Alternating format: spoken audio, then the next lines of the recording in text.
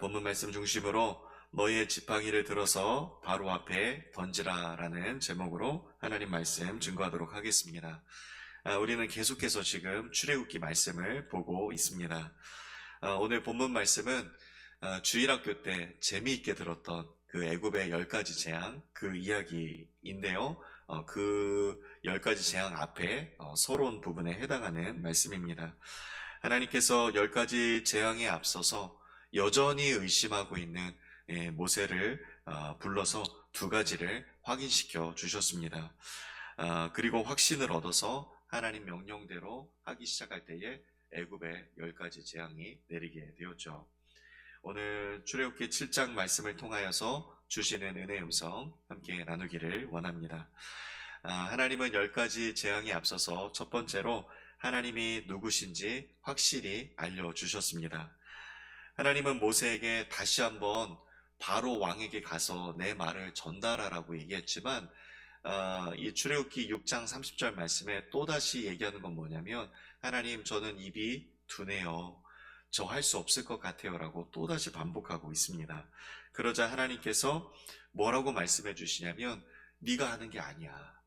내가 하는 거야. 너는 그저 갈 뿐인 거야 라고 하나님 그렇게 말씀해 주세요. 7장 1절 말씀에 내가 너를 바로에게 신같이 되게 할 것이다. 2절에 내가 내게 명령한 바를 너는 아론에게 그저 말해라. 그리고 아론에게 바로에게 말하라고 해라. 3절에 내가 할 건데 내 표징을 보일 것이고 내 이적을 보일 것이다. 4절에 내가 내 손을 애굽에 뻗쳐서 내 군대, 내 백성 이스라엘 자손을 인도하여 낼 것이다. 내가 할 거야. 내가 내 손을 애굽 위에 펴서 이스라엘 자손을 그 땅에서 인도해 낼 것이다 라고 하나님이 말씀해 주셨어요. 무슨 의미죠? 내가 한다. 내가 할 거야. 내가 한다니까. 하나님 그 말씀하고 계신 것입니다. 이 말씀이 오늘 우리에게도 힘과 소망이 되기를 주님의 이름으로 축복합니다. 하나님 오늘 우리의 삶에도 동일하게 말씀해 주세요. 내가 한다. 내가 할 거야. 내가 한다니까. 우리는 무엇을 해야 되겠습니까? 하나님을 의지하고 주님의 손을 붙드는 것입니다. 여러분의 삶 가운데 실패의 자리가 있습니까? 여러분 주저앉지 마시기를 바랍니다. 기도 제목 접지 마시고 기도하시기를 바랍니다. 하나님께서 반드시 하나님의 시간에, 하나님의 때에, 하나님의 방법으로 반드시 이루어 주실 줄로 믿습니다. 하나님은 이스라엘 백성이 내 백성이라고 말씀하세요. 이 백성은 내 백성이다. 내 거다라고 말씀하세요. 말하자면 모세에게 이렇게 말씀하는 거죠. 내 백성인데 왜 네가 걱정하냐? 이렇게 말씀하시는 거예요. 내가 할 건데 왜 네가 안 된다 그래? 왜 네가 걱정하고 있어? 내가 한다니까? 이 말씀해 주시는 것입니다. 실제로 애굽 땅에 10가지 재앙이 내려졌을 때에 이스라엘 백성들은 어떻게 되었습니까? 무엇하고 있었죠? 출애굽기 8장 22절 말씀해 보니까 그 날에 나는 내 백성이 거주하는 그 이스라엘이 거주하는 고센 땅을 구별하여 그곳에는 파리의 재앙이 일어나지 않게 하겠다라고 말씀하셨어요. 출애굽기 11장 7절 말씀에 여호와께서 애굽 사람과 이스라엘 사이를 구별하셨다라고 말씀하고 있습니다. 출애굽기 10장 22절 23절 말씀에 캄캄한 흑암의 재앙이 3일 동안 온 땅에 애굽 온 전역에 미쳤을 때 이스라엘이 거하고 있는 고센 땅은 어땠습니까? 그곳에는 빛이 있었다는 거예요. 빛이 있는 그곳에서 캄캄하게 어두워져 있는 그 애굽 땅 온 전역을 바라보게 되었던 것입니다. 하나님이 책임지시는 거죠. 우리가 그 비가 올 때 보면 우리 분명히 LA 카운티하고 그 오렌지 카운티를 나누는 어떤 도로가 있을 것입니다. 그런데 비가 올 때 보면 LA 카운티에 비가 온다 그러면 그 땅만 딱 오나요? 정확하게 오렌지 카운티 한 방울도 안 떨어집니까? 아니죠. 그 경계가 정확할 수가 없습니다. 그런데 하나님이 정하시는 경계선은 정확하시다는 거예요. 분명히 구별하시기 때문에, 정확하게 나누시기 때문에 하나님께서 그 어떤 재앙도 미치지 못하게 하신다라고 분명하게 말씀해주고 있습니다. 하나님만이 그어주실 수 있는 정확한 경계선이 있습니다. 여러분 믿으십니까? 우리의 삶에도 있는 줄로 믿습니다. 시편 91편 말씀해 보면 지금 막 재앙이 다가오고 있대요. 지금 왼편을 보니까 그 1,000명이 막 넘어지고 있고요. 오른쪽을 보니까 10,000명이 막 쓰러지고 넘어지고 있어요. 그런데 그 재앙이 너에게는 미치지 못할 것이다라고 말씀하고 있습니다. 왜요? 네가 지금 말하기를 여호와는 나의 피난처시라 하고 지존자 하나님을 너의 거처로 삼았기 때문에 그 화가 너에게 미치지 못할 것이며 그 재앙이 내 장막에 가까이 오지 못할 것이다라고 말씀하고 있습니다. 지존자를 너의 거처 삼았기 때문에 재앙이 임하지 않는 정확한 그 경계선 안에서 네가 살게 될 것이다라고 이 약속의 말씀 우리에게 주시는 줄로 믿습니다. 그러니까 어떻습니까? 내 인생 내 힘으로 사는 줄 알았는데 어때요? 아닌 거예요. 하나님을 의지하는 사람이 진짜 힘 있는 인생을 사는 것이고 하나님 앞에 엎드리는 사람이 진짜 능력 있는 삶을 살게 되는 것입니다. 재앙이 임하지 않는 그 정확한 경계선 안에서 하나님이 여호와이신 줄 알게 되는 복된 인생 다 되시기를 주님의 이름으로 축복합니다. 하나님이 하신다는 것을 확인시켜 주셨습니다. 또 한 가지는 뭐냐면 바로 앞에서도 지팡이를 사용해 보라고 하나님 명령하셨습니다. 모세는 이미 지팡이를 사용해 봤어요. 지팡이 이미 던져 봤을 때 뱀이 되는 것을 경험해 봤습니다. 그런데 이번에는 그냥 땅에다 던지라는 것이 아니라 분명히 바로 앞에다가 던져보라고 말씀하고 있습니다. 모세와 아론이 그대로 했을 때 어떻게 됐죠? 뱀이 되었어요. 그런데 그걸 보고 이 애굽의 요술사들도 나서서 자기들의 그 나름대로의 막대기를 던져서 이 그 뱀이 되게 했습니다. 그런데 성경학자들은 말할 때 뭐라고 말하냐면 그 사람들이 던진 그 뱀은 최면술이었을 것이다. 어쩌면은 이 뱀의 어떤 근육을 마비시켰다가 딱딱하게 해놨다가 그걸 던지니 그게 움직이는 뱀이 되었을 것이다 라고 일종의 속임수라고 말합니다. 그런데 이번에 그 모세와 아론이 만든 뱀은 이전의 뱀과는 전혀 달랐어요. 구약에서 뱀은 세 가지가 있습니다. 첫째는 나하쉬의 뱀이 있고요, 샤라프의 뱀이 있고 탄닌의 뱀이 있어요. 나하쉬의 뱀은 뭐냐면 코브라입니다. 만약 애굽의 왕권을 상징하죠. 그리고 샤라프의 뱀은 그거보다 더 치명적인 독을 가지고 있는 뱀입니다. 탄니는 뭐냐면 성경에서 말할 때 킹 제임스 버전에 보면 드래곤이라고 돼 있어요. 그 용을 말해요. 용. 굉장히 큰 무서운 무시무시한 그 뱀을 말합니다. 그런데 출애굽기 4장에서 모세가 지팡이를 던져서 뱀이 되었던 그 뱀은 나하쉬의 뱀이에요. 그런데 지금 이 뱀은 어떤 뱀이냐면 탄님, 그 히브리 원어에 보면 탄님이라고 되어 있습니다. 굉장히 용같이 크고 무시무시한 뱀을 만들어냈던 거죠. 하나님께서 만드신 이 탄닌이 지금 어떻게 됐습니까? 애굽 사람들이 만들었던, 요술사들이 만들었던 이 나하쉬의 뱀을 다 잡아먹게 된 것이죠.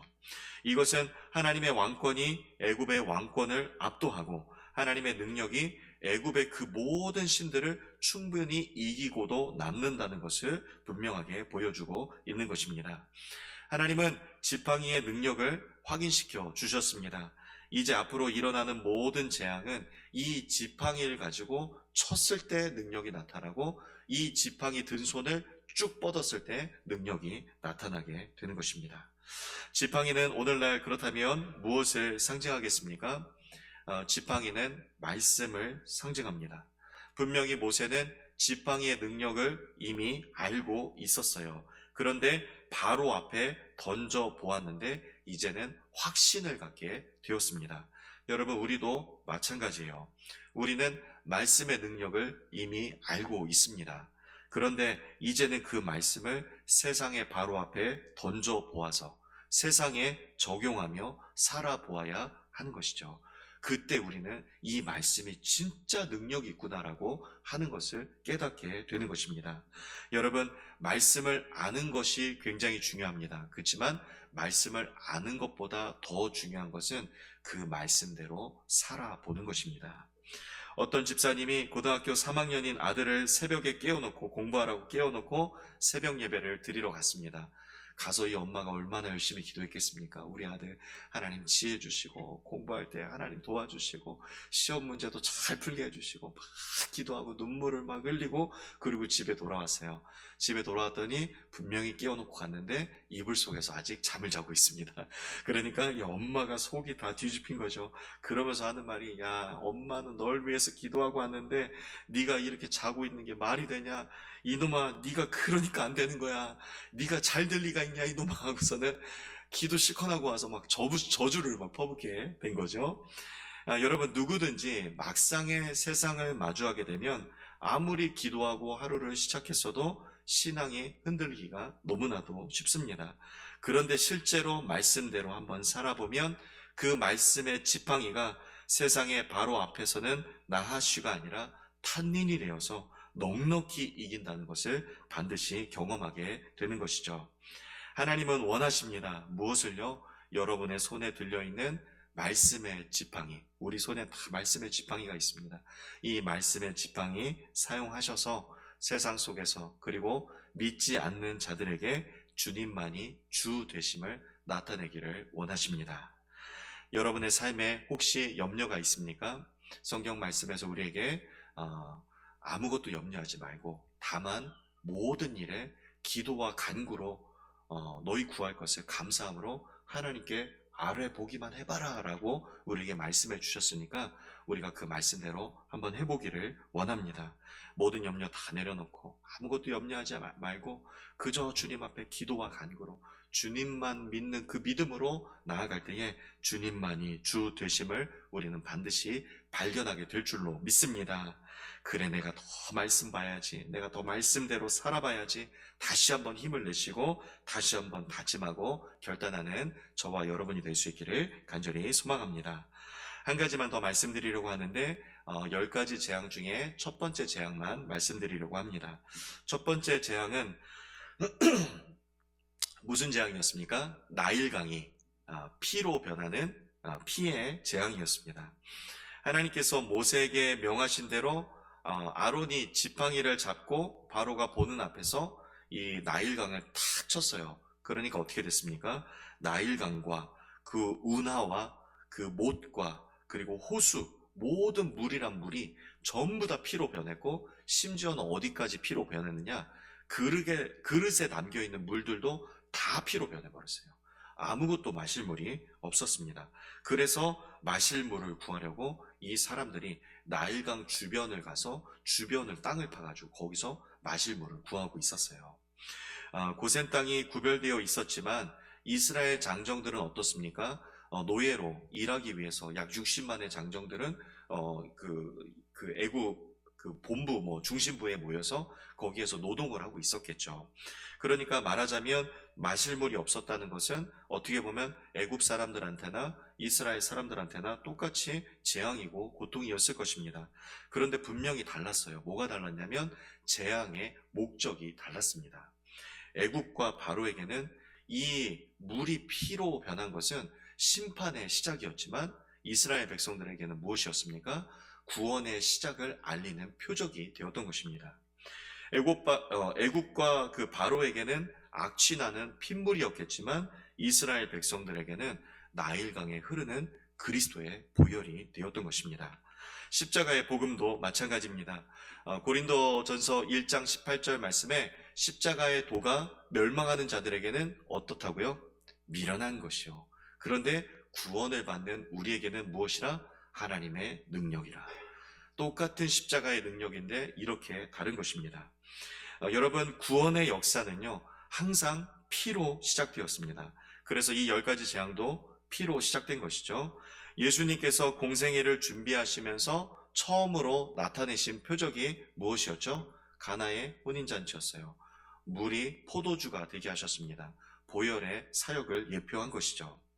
10가지 재앙 중에 마지막 재앙이 장자의 죽음인데, 말하자면 그 어린 양의 피로 좌우의 문설주와 임방에 그 피를 바른 곳은 넘어갔어요. 보혈의 사역을 예표하는 것입니다. 그런데 이것이 출애굽의 시작점이 되었습니다. 이 재앙에서 애굽은 심판받고 이스라엘은 구원을 얻게 되었죠. 출애굽할 때 건넌 바다가 무엇입니까? 예, 홍해입니다. 레드시입니다. 그냥 붉은 바다가 아니라 보혈의 바다였어요. 그 보혈의 바다에서 애굽은 어땠습니까? 예, 수장됐죠. 갇혀서 심판받았고 이스라엘 백성들은 건너서 구원받았습니다. 가나안 입성할 때에 기생 라합이 살 수 있는 조건이 무엇이었습니까? 창문에다가 붉은 줄을 매다는 것이었죠. 보혈을 상징하고 구원을 상징하는 것입니다. 여러분, 애굽 땅에 재앙이 일어났지만 이스라엘의 구별됨은 점점 더 뚜렷해지게 되었습니다.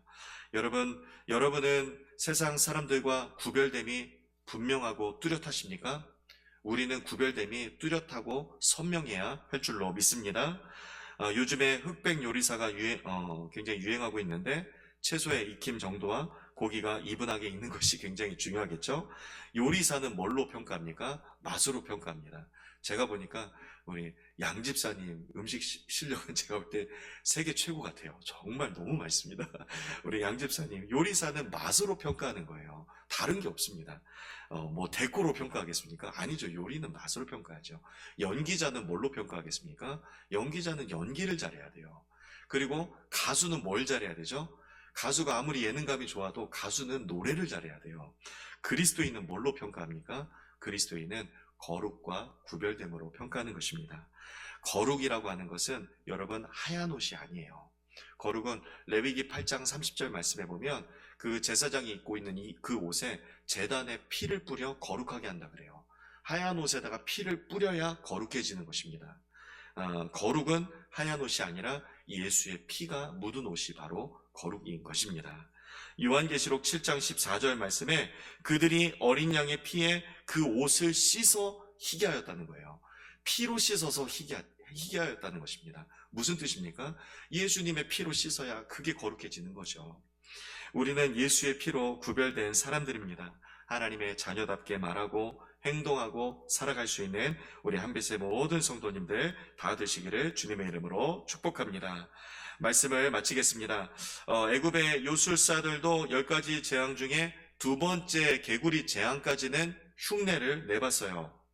하지만 그것은 눈 속임 마술이었지 절대 능력이 아니었습니다.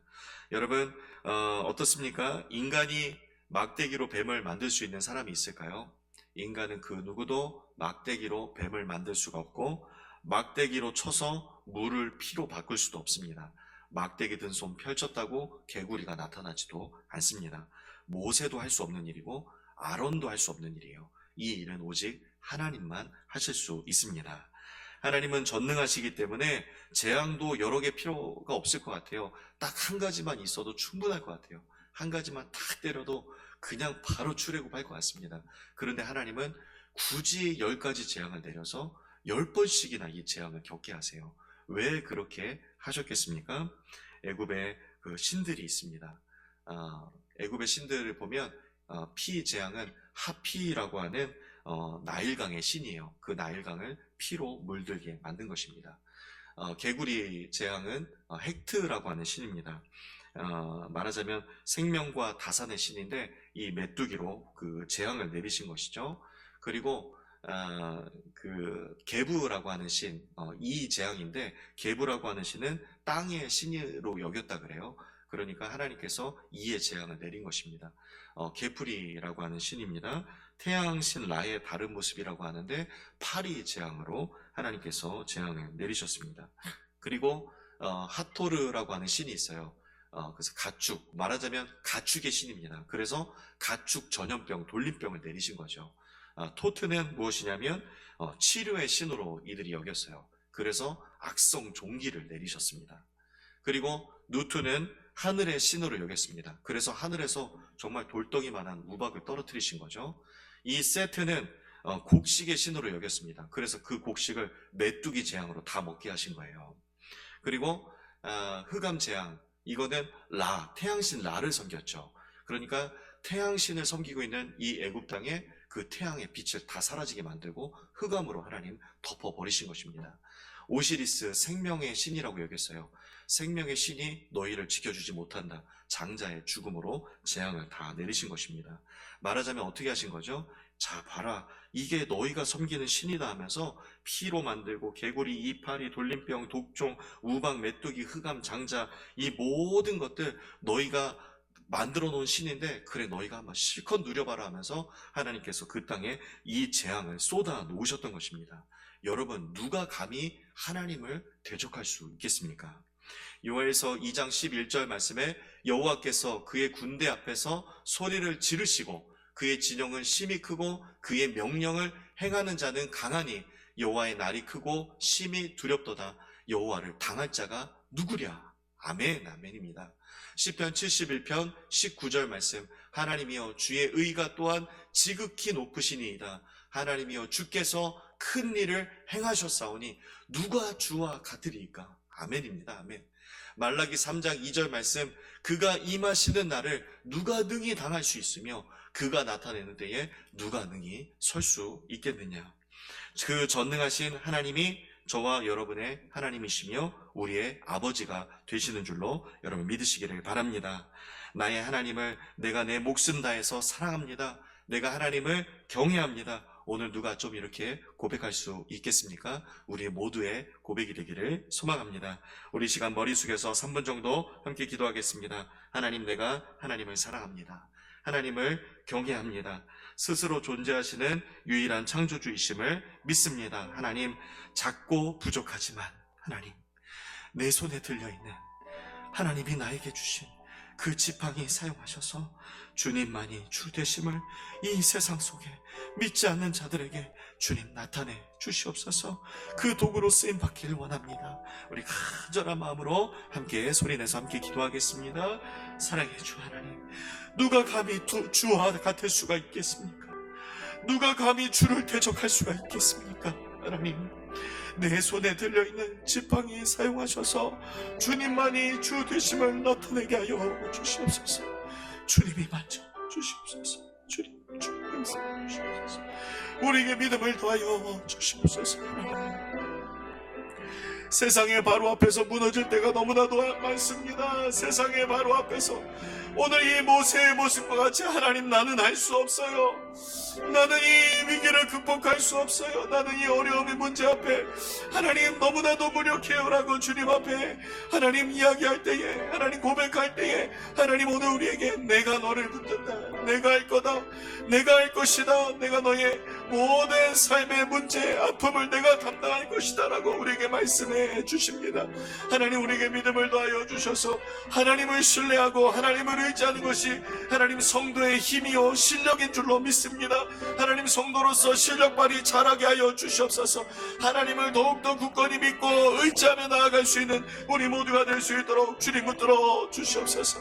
하나님, 날마다 주님 말씀 앞에 서게 하여 주셔서 그 말씀 붙들고 오늘 주님 우리에게 명령하시면 그 말씀으로 세상에 던지게 하여 주시고 그 말씀으로 삶에 적용하게 하여 주시고 그 말씀으로 내 삶의 문제를 치게 하여 주셔서 하나님, 그 물이 피로 바꾸시는, 그 물을 모두 피로 바꾸시는 하나님의 능력을 경험하게 하여 주셔서 우리의 삶에 흐르는 그리스도의 보혈의 능력을 경험할 수 있도록 주님 붙들어 주시옵소서. 하나님, 하나님의 마음을 시원케 해드리는 우리 한 사람 한 사람 다 될 수 있도록 주님 붙들어 주시옵소서. 아버지 나의 하나님이여, 주님 행하실 줄 믿습니다. 우리 한빛교회 하나님이 주인 되십니다. 주님만 하실 수 있는 일들을 주님께서 하실 줄로 믿습니다. 하나님이 주인 되시고 하나님이 대장 되시니 하나님, 우리를 이끌어 가실 때에 우리는 그저 순종 또 순종, 순종함으로 주님 앞에 응답함으로 나아갈 수 있도록 주님 인도하여 주셔서 이 시대 가운데 하나님이 쓰시는 우리 한빛교회가 될 수 있도록 주님 인도하여 주시옵소서. 많은 영혼들 구원해내는 우리 한빛교회가 되게 하여 주시옵소서. 하나님, 우리 교회를 사용하여 주시옵소서. 우리 성도님들을 사용하여 주시옵소서. 주님 붙들어 주시옵소서. 감사드리며 예수님의 이름으로 기도하옵나이다. 아멘. 아멘.